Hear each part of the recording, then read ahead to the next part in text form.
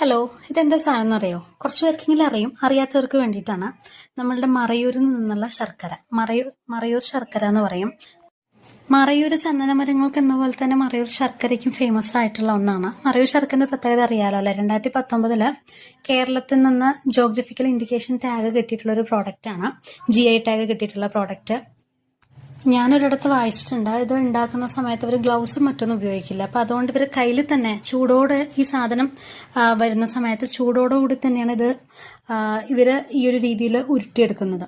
അപ്പോൾ അങ്ങനെ ഞാൻ പറഞ്ഞു കേട്ടിട്ടുണ്ട്. അപ്പൊ അത് കാണാനും പറ്റും കേട്ടോ. നമുക്കത് ഒരു പ്രത്യേകിച്ച് ഷേപ്പ് ഒന്നുമില്ല.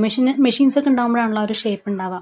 അതുപോലെ കഴിക്കുന്ന സമയത്തും പ്രത്യേകത എന്താണെന്ന് വെച്ച് കഴിഞ്ഞാൽ ഭയങ്കര സോഫ്റ്റ് ആണ്. നമ്മളുടെ സാധാരണ ശർക്കരയൊക്കെ എങ്ങനെയാ കുറച്ച് കട്ടിയായിട്ടുണ്ടാവില്ല, ഇത് അങ്ങനെയൊന്നുമല്ല, ഭയങ്കര സോഫ്റ്റ്. നമുക്ക് കടിക്കുമ്പോൾ തന്നെ പെട്ടെന്ന് അങ്ങത് പോന്നോളും. അധികം നമുക്ക് ബുദ്ധിമുട്ടുണ്ടെന്ന് വരില്ല കേട്ടോ. നല്ല ടേസ്റ്റ് ആണ്.